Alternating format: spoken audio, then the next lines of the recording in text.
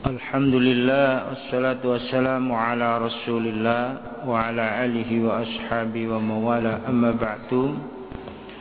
Al-mukarramun, para hadirin hadirat yang dimuliakan Allah subhanahu wa ta'ala. Alhamdulillah, dengan rahmat dan nikmatnya kita bisa melaksanakan tugas rutin pengajian subuh dalam rangka meningkatkan kapasitas iman dan takwa kita kepada Allah subhanahu wa ta'ala. Mudah-mudahan yang kita lakukan diridhai Allah subhanahu wa ta'ala. Amin ya rabbal alamin. Akhir terkait dengan bab ini, hadis ke-34 memang membandingkan kehidupan dunia akhirat itu banyak sekali, Pak, dan berbagai versi, berbagai segi. Sehingga kami kira hadis terkait dengan kehidupan dunia akhirat ini paling banyak. Ini hadis terakhir. Bismillahirrahmanirrahim. Wa an Abi Hurairah radhiyallahu anhu anin Nabi sallallahu alaihi wasallam qala asdaqu kalimatin qalaha syairun kalimatul labidin ala kullu syai'in ma khalallaha batilun muttafaqun alaihi. Dari sahabat Abu Hurairah radhiyallahu Allah subhanahu wa ta'ala, dari junjungan kita Rasulullah sallallahu alaihi wasallam, beliau berkata bahwa perkataan yang paling jujur, yang bagus, yaitu yang pernah diucapkan seorang penyair. Niki malah penyair yang sebagai napa niku standarnya, seorang penyair. Siapa namanya? Labid. Apa isi perkataannya? Ala kullu syai'in ma khalallah batilun. Semua persoalan yang di situ tidak ada peranan Allah itu batil. Kasare ngoten. Jadi apapun kita tidak bisa lepas dari Allah. Apapun. Nah, ini terkait dengan penyair. Karena Labid ini penyair top di zaman jahiliyah sampai zaman Islam. Sebelum Islam datang itu ada penyair yang termasuk terkenal, satu Zuhair bin Abi Salma. Zuhair bin Abi Salma itu penyair jahiliyah dan penyair Islam. Jadi beliau budayawan ngoten. Itu zaman jahiliyah dia budayawan, begitu Islam datang tetap. Terus ada satu lagi Farosdak. Farosdak itu juga syair, penyair di zaman jahiliyah, terus datang Islam, beliau masuk Islam dan sebagai pembela keluarga Rasulullah dengan syair-syairnya, dengan syair-syairnya. Dan ini tiga penyair top. Tapi ada penyair begitu datangnya wahyu Allah, ini ditinggalkan semua. Tinggalkan semua. Gak gelem ngarang syair itu, gak gelem. Termasuk Labid. Ini tidak mau. Kenapa? Bandingannya syair dengan kalamullah jauh. Syair kan karangan menungso, Pak. Kalau kalamullah kan pangeran. Dan ini termasuk yang tidak mau membuat syair sama sekali. Malah di situ dijelaskan Labid ini pernah suatu ketika Umar bin Khattab menyampaikan sesuatu kepada dia, Labid, saya ini rindu dengan syair sampean, rindu. Karena syairnya luar biasa. Terus jawabannya, maaf Umar, setelah saya masuk Islam dan saya mendengar kalimat-kalimat Allah, saya tidak sanggup membuat syair. Tidak sanggup. Karena saya prioritaskan kalimat-kalimat Allah. Ini penyair yang langsung jegret leren. Karena biyen itu memang hobi, Pak. Gak koyo saiki ngarang sajak supaya oleh imbalan. Ngarang sajak, apa meneh sajak yang dilakukan berapa juta nih, syair-syair itu. Kalau dulu memang murni bakat, seni dan kesenangan. Dulu niku ngoten niku. Nah, Labid ini termasuk yang tidak mau sama sekali. Ini ada perkataan Umar bin Khattab, saya rindu itu. Maaf Umar, setelah saya tahu kalimat-kalimat Allah, terutama di sini ada surat Baqarah, Ali Imran, An-Nisa, saya nggak sanggup membuat syair itu. Untuk apa? Wong kita ada pedoman yang jelas. Tapi ada ulama yang tidak bisa meninggalkan syair, tidak bisa. Contoh seperti Abu Nawas, itu ulama sebenarnya. Sampai dengan bilang Abu Nawas sekedar model Asmuni, pelawak itu tidak. Abu Nawas itu ulama, hanya wongi lucu. Kiai ini lucu kan dikira Asmuni apa? Padahal kan lucunya itu supaya memberikan masukan, ceramah, mau'idul hasanah bisa dimengerti. Ya tapi jangan sekedar lucunya, isinya ndak ada. Kan banyak sekarang dakwah kanggo tontonan, bukan kanggo tuntunan. Sehingga kadang sing lucu malah pendengarnya akeh. Tapi ini gak lucu, sing ngeringekno mek titik. Kadang-kadang mubalik guyune tok. Isine gak ono. Lah ini Abu Nawas itu begitu.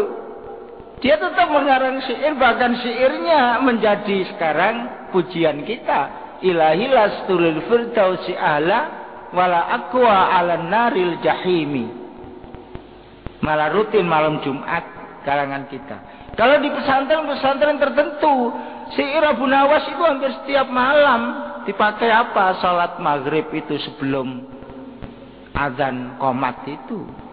Nuwun sewu seperti gontor itu sejak dulu sudah ada itu. Makanya ada katanya gontor pesantren Muhammadiyah ya gak weruh. Wong itu fanatik dengan pujian itu. Dan dia kalau salat wajib memakai kopiah. Kalau nggak pakai kopiah malah nanti disanksi, diberi sanksi. Makanya nih Kak Wero aja menilai. Nah, itu syair itu.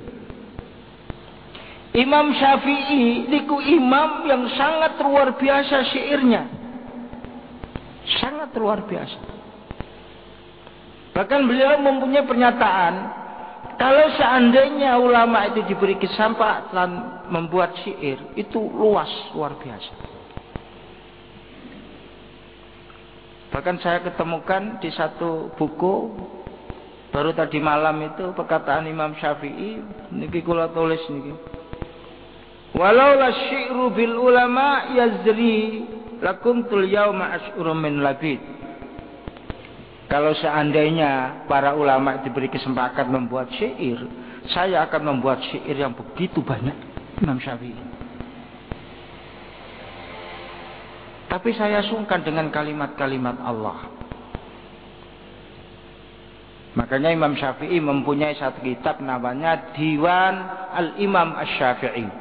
Itu kitabnya mboten gede, mboten cilik, tapi sedang sebagai rujukan. Banyak niku. Yang kita dengar ta'il ayyama taf'al ma tasya' wa tibnafsan idza hakamal qada. Tinggalkan persoalan yang sudah lewat dan itu tidak akan kembali. Kamu justru menghadapi setelah itu. Imam Syafi'i lengkap itu.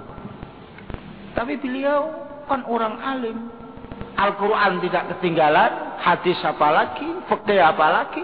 Tapi beliau sempat membuat syair. Hebat nih ulama-ulama dulu.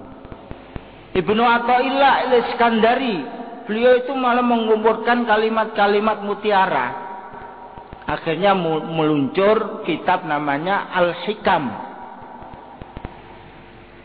Kalimat-kalimat pilihan. Beliau itu. Sekarang diksi orang-orang kita di pesantren-pesantren itu. Jadi memang ada ulama yang memang ada bakat untuk membuat syair, tapi tidak terfokus syair saja, tidak terfokus sajak saja, dia tetap melakukan sesuatu yang layak. Kalau sekarang nuwun sewu nggih, kaya Gus Mustafa Bisri, itu budayawan itu, Pak. Gak iso itu Gus napa wong kula niki bakate wonten mriku, Ustaz. Jadi kadang-kadang wong-wong iki kangen Gus jenengan gawe syair. Nggak bisa meninggalkan itu. Ya tapi Al-Qur'annya tetap dilakukan, dibaca, hadis diajarkan, fikih diulangkan kepada jamaah. Tapi beliau tetap melakukan bagaimana unsur-unsur sajak, unsur-unsur syair itu. Seperti Abul Hasan Asy-Syadzili yang gadai napa niku hizb niku. Masya Allah, ahli syair niku. Sehingga susunannya luar biasa itu. Susunan itu seperti itu. Labid ini sama sekali setelah dia tahu bahwa setelah masuk Islam dan mendapatkan wahyu Allah yang begitu hebat, dia langsung meninggalkan sama sekali. Makanya ini Rasulullah menguatkan apa perkataan Labid, bahwa setelah saya melihat sesuatu yang itu dari Allah, yang lain tidak ada apa-apanya. Itu maksudnya hadis ini. Sampai dimasukkan perkataan Rasulullah Sallallahu Alaihi Wasallam. Tapi ada penyair tidak bisa meninggalkan. Seperti Farosdak. Farosdak niku penyair jahiliyah, tapi penyair Islam. Itu sewaktu cucu Rasulullah namanya Zainal Abidin niku mau tawaf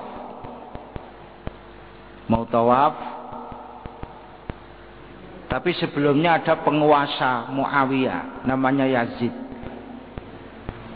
itu orangnya dianggap dolim karena banyak membantai keluarga Rasulullah SAW, termasuk kepala Sayyidina Husain niku dipenggal di Karbala, terus jasad beliau dimakamkan di Karbala, kepalanya dibawa ke Syria.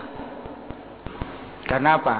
Ingin mengetahui dibunuh betul apa enggak. Ternyata dibunuh. Buktinya kepala Sayyidina Husain itu dibawa tentaranya Yazid ke Syria. Sampai di situ apa? Ditendang-tendang. Masya Allah. Baru berhenti ada ulama besar memberitahu bahwa kamu tahu bibir ini adalah pernah dicium oleh Rasulullah SAW. Baru leren. Makanya ada yang mengatakan sejarah bal-balan niku saking meriku. Tapi wong Islam gak ada yang menang. Umpamanya Indonesia, Arema lah sebagian aja, Pak. Pun dia si melok Piala Dunia, paling-paling Aljazair. Yang lainnya ya tidak ada. Makanya ada yang mengatakan sejarah bal-balan dari situ karena ditendang-tendang itu. Nah dulu kepala Sayyidina Husain itu dimakamkan di pojok masjid persis. Pojok masjid itu. Masya Allah orang ziarah luar biasa, Pak. Royoan. Persis kata masjid Jami ini. Tepatan di sini pojok mereka. Masjid Syria itu di tengah-tengah ada sumur Nabi Yahya dengan Nabi Zakaria. 8 meter ngoten. Di tengah masjid persis. Tapi ditutup. Karena di situ banyak orang musyrik, istilahnya salah niat, diambungi, macam-macam. Ya tetap, tapi mboten dibongkar. Niku sumur Nabi Yahya, Nabi Zakaria. Lah kepala Sayyidina Husain iku di pojok. Akhirnya dicolong oleh Abdurrahman bin Lu'lu'. Dibawa kemana? Dibawa ke Mesir. Makanya kepala Sayyidina Husain itu sing bener wonten Mesir. Dan itu orang ziarah Masya Allah, Pak.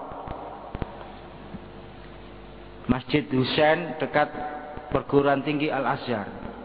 Itu Masya Allah makam Sayyidina Husain itu luas sekali, 12 meter. Pagere niku campuran emas perak.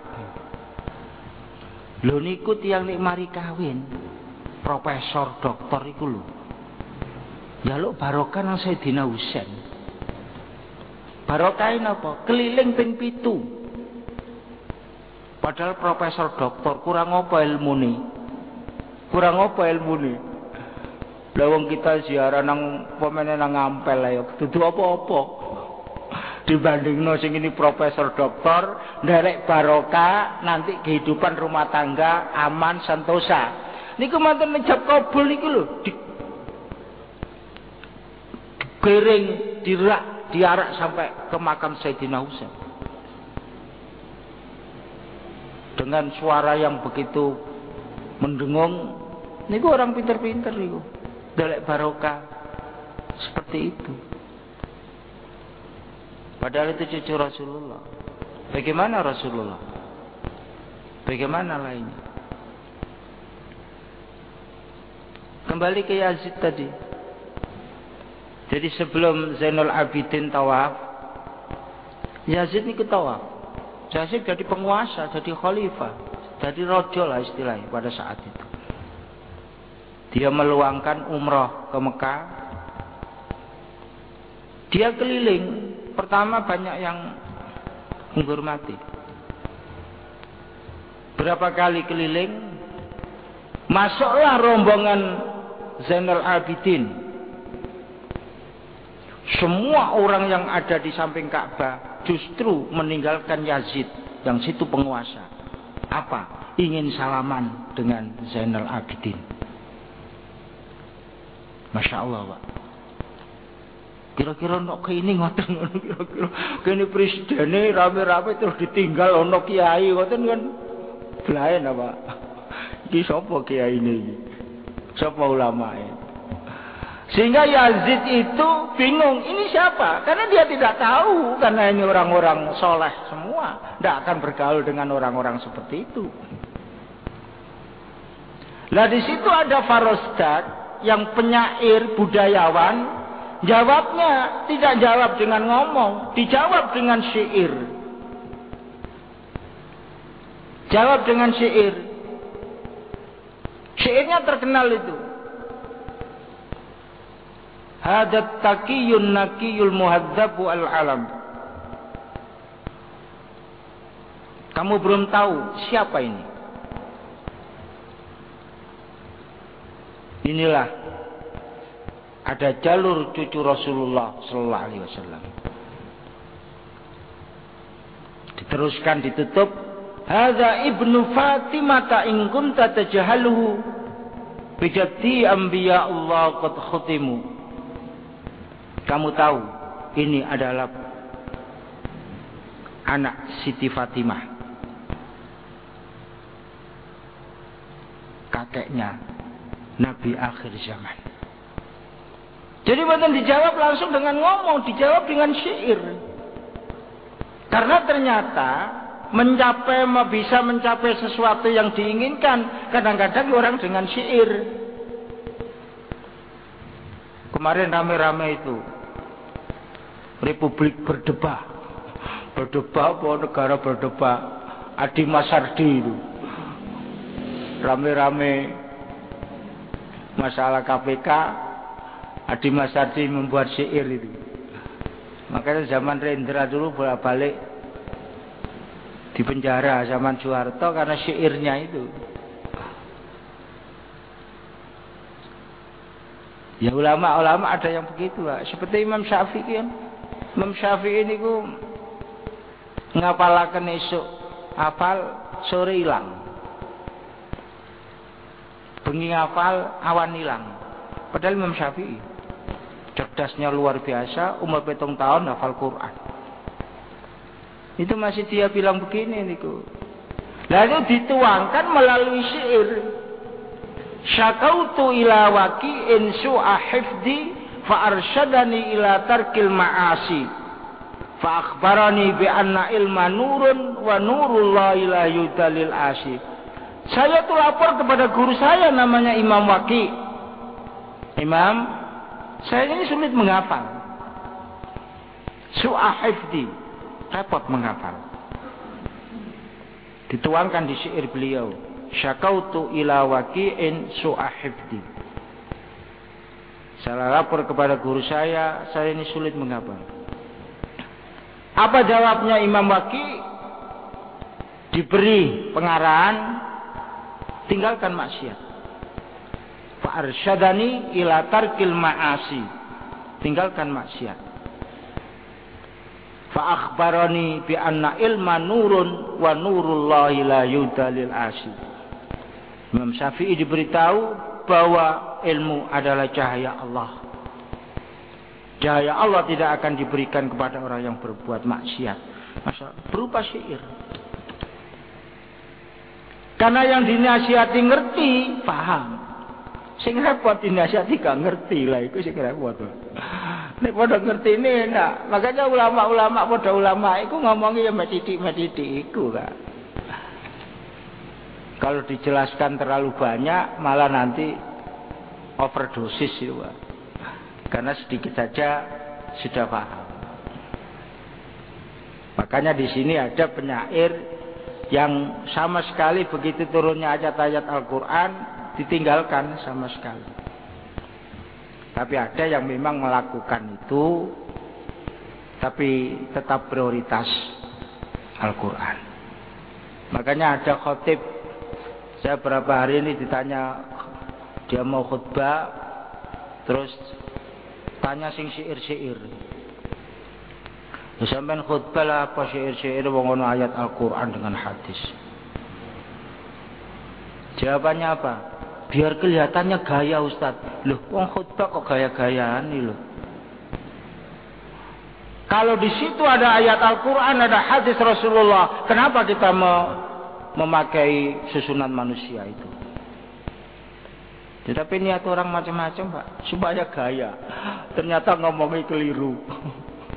Ngomongnya keliru. Kalau ayat Al-Quran kan jelas wonten panduannya apa? Ada harokate, tapi hadis dereng mesti, tapi syair apalagi. Nuwun sewu beberapa hari ada khatib semangat itu. Tapi hadisnya salah kabeh. Kan ketepaan kula khutbah kula ada khutbah jauh tapi saya enggak sanggup. Terus kula melak niku. Lha iki kok salah kabeh ini. Mestinya fa akhbaroni fa akhbirni. Lah iki sing ngaten-ngaten niku repot, Pak. Mboten ngaten. Mestine jangan sampai mengeluarkan kalimat-kalimat yang enggak pas. Apalagi itu hadis Rasul. Kalau syair memang kata sing mboten pas karena gaenan menungso, kecuali orang tahu sebab turunnya syair itu. Nah, kalau Imam Syafi'i ini kuat syairnya itu, Masya Allah, kuat sekali. Hati-hati kalau keluar malam, karena mau keluar malam banyak madaratnya. Dan itu sudah ada itu. Nah, beliau kalau tidak ingat apa yang dilakukan Labid, dia mungkin menyusun syair banyak sekali. Nah itu memang kadang-kadang jiwanya seperti itu. Tapi beliau selalu memprioritaskan Al-Quran itu. Tapi Labib ini mboten purun, mboten purun. Sampai dan ini dijelaskan begini. Faqala Umar bin Al-Khattab yauman li Labid, angshidni syai'an min syi'rika. Labid, itu aku dikene syair dari awakmu dhewe, aku kangen niku. Faqala kuntu la aqulu syi'ran ba'da id alamanillah. Saya tidak akan mau membuat syair setelah saya tahu kalimat-kalimat Allah. komitmen niku. Bahkan ada satu kalimat ba'da an alaminillah bil Quran surah Baqarah wa Ali Imran. Akhirnya napa?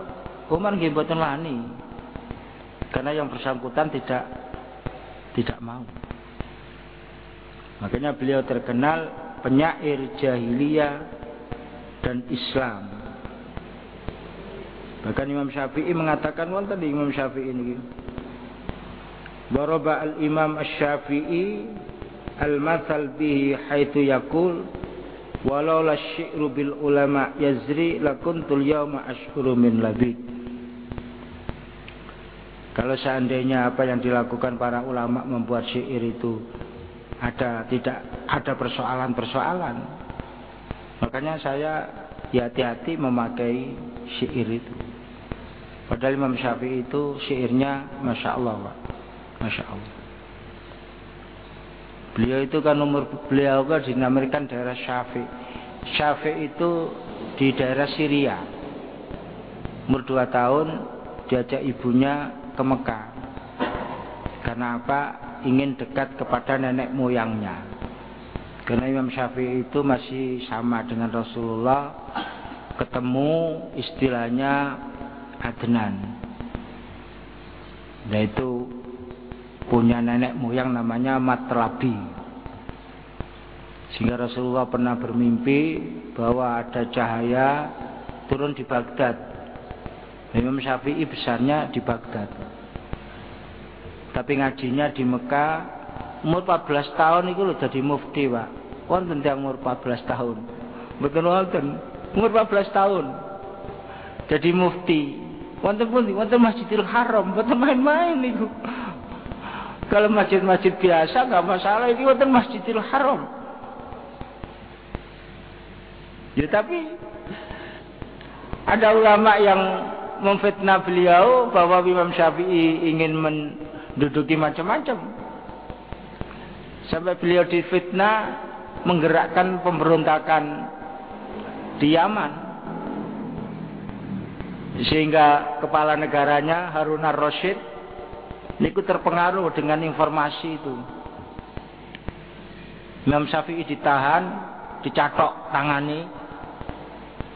Bukan Imam Syafi'i saja, beberapa ulama di Yaman digiring ke Baghdad. Semua ulama yang dicatok tangannya tadi semua dibunuh. Tinggal Imam Syafi'i. Beliau diberi kesempatan masuk dengan diborgol, kakinya diborgol. Apa beliau langsung mengucapkan Assalamualaikum. Ya sing akhirnya kan kalah set Pak. Nek ana wong ngomong Assalamualaikum wajib dijawab. Sampai ngomong Assalamualaikum itu sunnah, tapi jawabnya wajib. Harun ar-Rasyid terpaksa harus jawab. Berarti wis kalah set. Wis kalah set. Ya malu wong pinter kan tingkah lakunya itu mempunyai nilai positif. Harun ar-Rasyid dijawab. Begitu mau ditanya, jawabannya Imam Syafi'i, bagaimana saya bisa menjawab dengan baik wong saya dalam diborgol, kaki saya dicancangi. Bagaimana saya bisa menjawab dengan baik? Kalau sampean ingin menjawabkan jawaban saya yang baik, dudukkan saya dalam posisi yang semestinya. Akhirnya apa? Tangane diuculi borgole. Sikile sing ana rantene wae diuculi. Imam Syafi'i duduk. Imam Syafi'i belum jawab. Bagaimana saya bisa menjawab dengan baik kalau saya duduk di bawah yang saya ajak bicara di atas? Dudukkan saya dalam posisi yang sama-sama. Akhirnya Imam Syafi'i dilungguno. Masya Allah Pak. Baru terjadi dialog. Nggak tanya bagaimana di pemberontakan di Yaman, tidak. Dia hanya tanya, dari mana asalmu? Karena kelihatannya waktu itu kalah pengaruh, kalah wibawa. antara Imam Syafi'i dengan Khalifah Harun ar-Rasyid. Jelaskan saya sebenarnya nenek moyang saya adalah nenek moyang Khalifah. Jadi sak keturunan. Nenek moyang saya adalah nenek moyang Khalifah. Baru ditelusuri, ternyata Imam Syafi'i masih ada jalur dengan Rasulullah Sallallahu Alaihi Wasallam. Khalifah Harun ar-Rasyid juga ada jalur dengan Rasulullah Sallallahu Alaihi Wasallam. Akhirnya boten sida dihukum. Apa yang diberikan? Jadi penasihat raja. Nggih, Pak. Jangan dipateni gak sida jadi penasihat raja. Ya akhirnya gelem menduduki beberapa tahun, setelah itu tidak mau. Wong niatnya bukan di situ. Lah itulah. Dan itu tertuang di beberapa perkataan Imam Syafi'i. Nah itu termasuk dia menghormati Al-Quran, menghormati hadis, tapi karena beliau budayawan tetap mengarang syair-syair itu. Tapi terserah masing-masing. Tapi ini contoh Rasulullah seperti mengangkat derajatnya Labid itu, seorang penyair, tapi bukan masalah bakat dan tidaknya itu. Begitu ayat Al-Quran datang, beliau memprioritaskan Al-Quran. Nah, inilah sebagai akhir dari sekian hadis yang sebenarnya ini prioritas apa yang disampaikan Allah Subhanahu wa Ta'ala. Sampai beliau mengatakan segala sesuatu yang di situ tidak ada terkait dengan Allah nggak ada gunanya. Ini hadis ini cuma titik, tapi penjelasannya luar biasa. Mudah-mudahan yang kita berikan mendapat ma'unah Allah Subhanahu wa Ta'ala, mendapat barokah sehingga kita memanfaatkan semaksimal mungkin apa yang diajarkan Rasulullah kepada kita demi kemaslahatan dunia akhirat. Amin ya rabbal alamin. Al-Fatihah. A'udzubillahi minasyaitonir rajim. Bismillahirrahmanirrahim. Iyyaka na'budu wa iyyaka nasta'in. Shiratal mustaqim. Shiratal ladzina an'amta 'alaihim ghairil maghdubi 'alaihim waladdallin. Allahumma shalli wa sallim wa barik ala sayyidina Muhammad wa sallim wa radhiyallahu ta'ala an kulli sahabati Rasulillah ajma'in. Walhamdulillahi rabbil alamin.